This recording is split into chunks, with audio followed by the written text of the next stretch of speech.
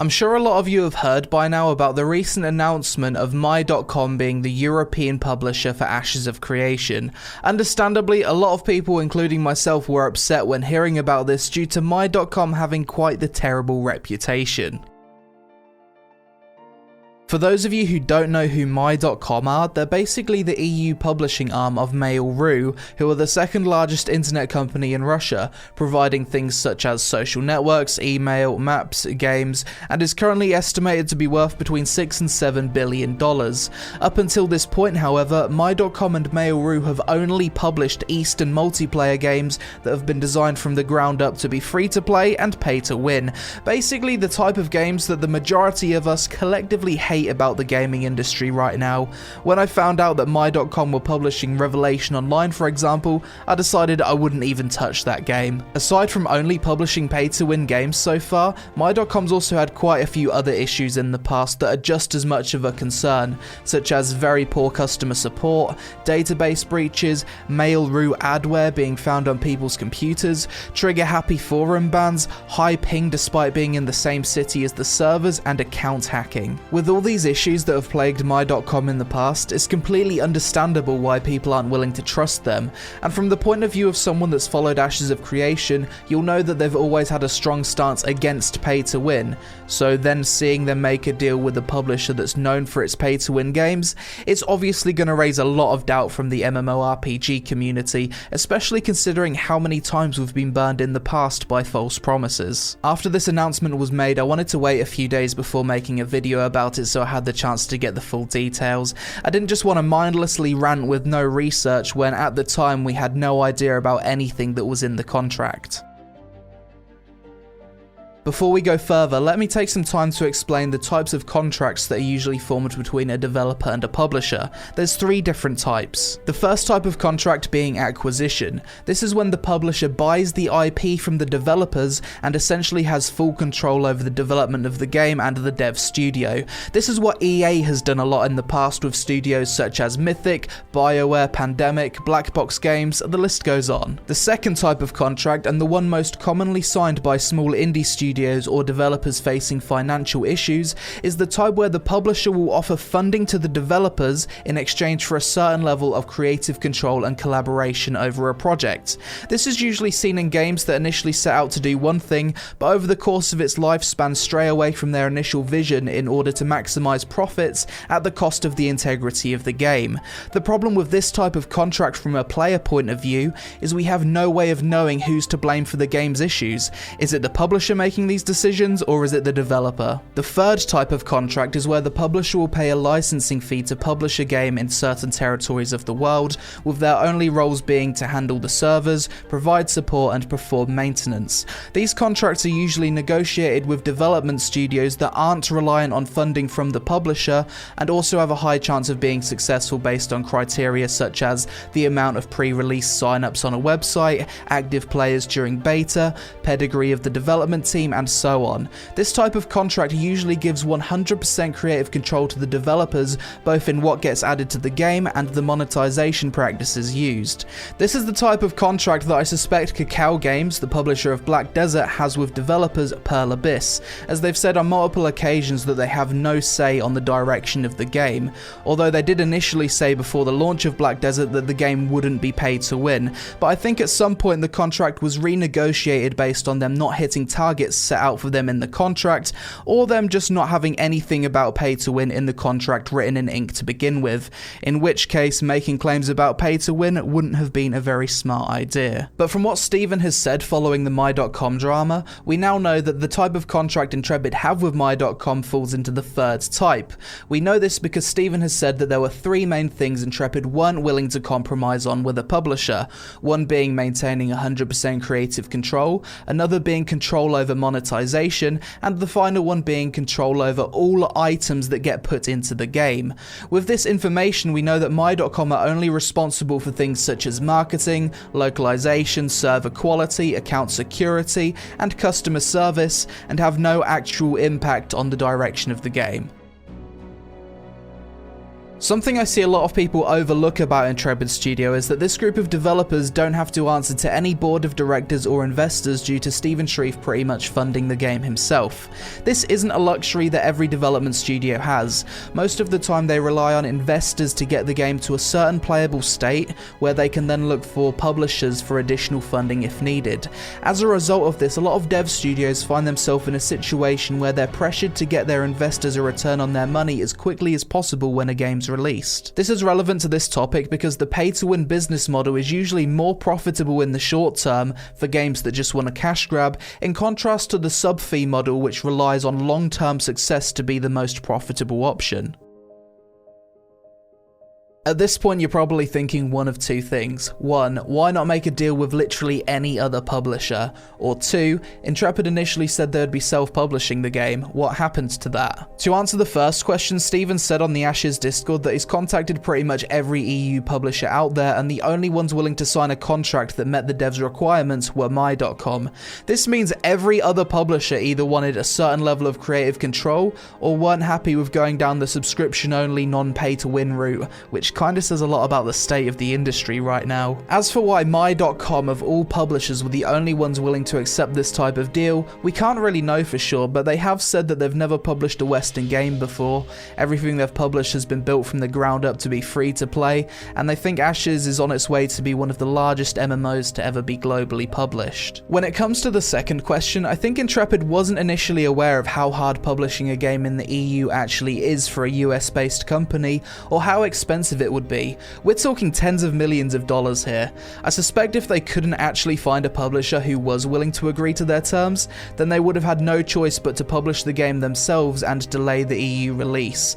Something Steven has previously said is that to meet their goal of releasing the game before 2020, it was essential that they found an EU publisher, otherwise the EU version of the game would have had to launch later than the NA version.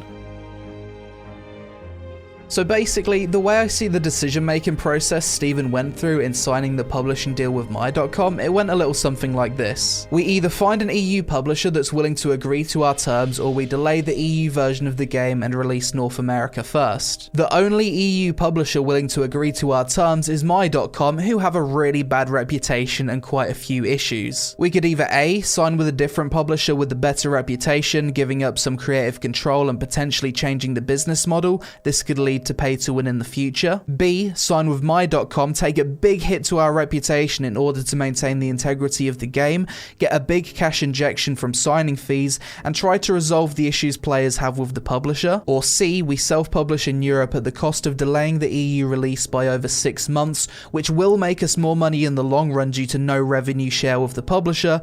However, we lose out on quite a substantial cash injection from the publisher signing fees, which would help secure the future of the game. When you look at it like that, then honestly, the only two choices Intrepid had of avoiding pay to win are options B and C. I'm sure if they chose option A with a well-respected publisher, they wouldn't have had quite as much of a backlash from the community. However, they clearly didn't want to compromise on any of their terms, so I'm actually glad they didn't give up their creative control. Choosing between options B and C would definitely be a hard choice, because self-publishing in the long run would mean making more money if the game's successful long term. Even though the devs went with option B in the end, there's nothing stopping them from self-publishing in Europe later down the line. These publishing contracts usually last for a set period of time, most commonly between 2 and 3 years, and in the event that the publisher can't hold up to certain standards in the contract, they can actually lose their publishing rights. When a publisher signs a licensing contract with a developer, there's always a bunch of lines in the contract that outline certain targets that a publisher must hit, otherwise the developer has the right to either renegotiate the contract, terminate the contract, or fine the publisher. These are called KPIs, Key Performance Indicators. We don't know all of the KPIs in the contract, but Steven mentioned in a Discord Q&A that they have particular performance benchmarks in relation to server quality that must be adhered to to, "We have those in ink," he said. This means if the servers are garbage, then Intrepid could either fine the publishers or terminate the contract. Other than that, some other common KPIs asked of publishers involves them spending a certain budget per month on marketing, server uptime, user acquisition, concurrent monthly users, and so on. Obviously, we have no idea what's actually in the contract, and I'm sure legally Intrepid can't talk about the specifics, but these are generally the kind of things you can expect to see. So after explaining how publisher-developer contracts work and talking about the decision-making process Intrepid have gone through to get to this point, how will My.com address the other non-pay-to-win related issues people have with them? A problem present in previous My.com published games has been account security. In the past, players on the top of the leaderboards in Revelation Online have had their accounts hacked and all of their gear listed on the auction house. Obviously, this would be one of the worst possible things to happen to someone in an MMORPG. My.com's response to this is to implement two-step authentication for player accounts, something they haven't actually provided before in previous games, which is reassuring to hear. In the past, My.com has suffered from a database breach which compromised the security of everyone's account, meaning that everyone had to change their passwords. Their response to this is as follows: with the most recent implementation of the GDPR changes for European users, we have already solidified the security of your account and personal information, and given all My.com users more direct control over their data. As someone who doesn't buy into PR talk, I decided to do a bit of research into what GDPR actually is. It means General Data Protection Regulation, and in the case of a company such as My.com, it's a very good thing that this new law now exists. GDPR is an EU law that was implemented in May 2018 that forces companies to take every precaution possible to protect consumers' data. Failing to comply with GDPR, companies can face fines either between 10 and 20 million euros or between 2 and 4% of their worldwide turnover, whichever's greater. As much as I struggle to trust My.com, I find it hard to imagine that with this new EU law they aren't doing everything they possibly can to make sure another database breach doesn't happen again. If it does, the fines are going to be quite nasty. As previously mentioned, Stephen has already told the community that they have in ink certain targets that My.com must hit when it comes to server performance. I can't really speak from personal experience about server issues with this publisher, but they have said that they've already started technical planning and will be working with the devs to make sure it's all up to standard. This is one of those things where only time will tell. In the statement My.com gave in the Ashes of Creation Discord, they actually acknowledged that their customer support in the past has been quite bad. To improve this, they said they'll be working with the devs to come up with global procedures and policies, as well as providing a base level of customer support for EU players starting in September to give them a head start on making sure everything's set up for launch.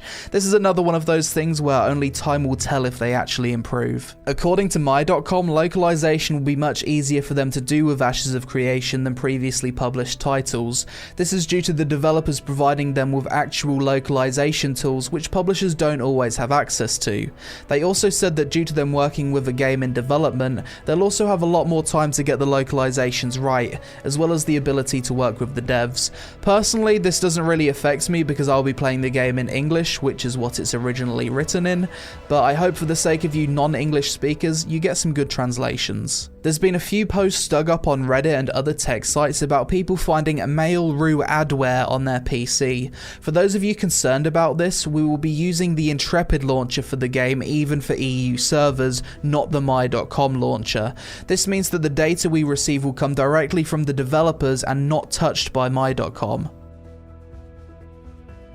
Something I think we can expect to see based on what we've been told about the situation with My.com is Intrepid Studios having to make some form of compromise when it comes to the publishing of Ashes in regions such as Southeast Asia, China, Korea, and Japan. If My.com is literally the only publisher willing to give up both creative control and monetization in all of Europe, I can't imagine them having any luck finding an Eastern publisher willing to give them the same offer, especially when you consider that the culture in the East is for almost every game game to be free to play and pay to win. They could of course always try to self-publish in these regions, but due to how countries such as China like to have a very tight grasp on what their citizens are exposed to, I can't imagine it being very easy at all. If they're not self-publishing their Western game in Europe, then there's no way they're going to do it in Asia. So if an Asian publisher does get announced and the game does have a different business model, then I wouldn't panic too much. It won't affect our version of the game, and remember that each publisher-developer contract is different, even if it's for the same game. Overall, I was pretty pissed off with the My.com announcement initially, but after taking some time to wait for more information and actually research things like publishing contracts and GDPR, I'm now a lot more calm about the whole situation. The way I see it is that Steven has put over $30 million of his own money into the game, probably even more at this point. He's invited a massive community to help give feedback, he's been transparent on everything when it comes to the development side of things, and clearly just wants to make an awesome game that he'll be playing himself. As a guy that's played Lineage 2 and Arcade, he knows how publishers can kill a game, and due to how he's made the point from day one of the project that there'll be no pay to win, I have to trust the guy. If anything, I have more respect for him now after making the decision of taking the reputation hit of signing with My.com, rather than signing with another publisher that wants creative control that could potentially ruin the integrity of the game. I remember back when Ashes was first announced, a lot of people were extremely skeptical of the project as a whole, some calling it a scam, many doubting if the game would ever come out, and I still think those people still exist.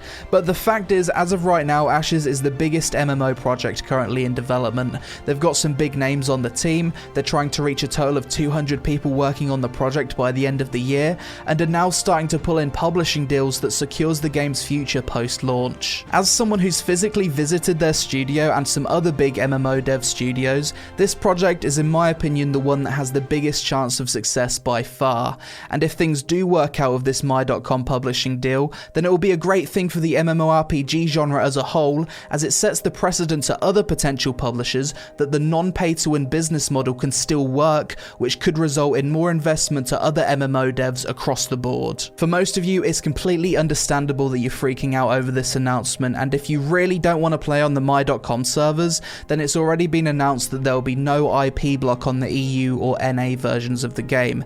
This means you could always just choose to play on the self-published NA servers and transfer your Kickstarter package over there also. For me though, I will take a leap of faith one last time and play on the EU version of the game, purely in hopes of getting better ping, and I do hope My.com can do a good job, but only time will tell. But that's it for this video guys. I hope I provided you with some kind of helpful insight into how publishing deals work, and why in this case Intrepid Studio decided to partner with My.com for the EU version of Ashes. If you've got any questions on the topic, it'd be cool to see some discussion in the comments below. I think as a community, it's nothing but helpful if we as a collective have a good understanding on how this stuff works, so when things do go wrong in the future, we can direct our discontent in the right direction. But thanks for watching, I hope you all have a great day, and I'll see you again really soon.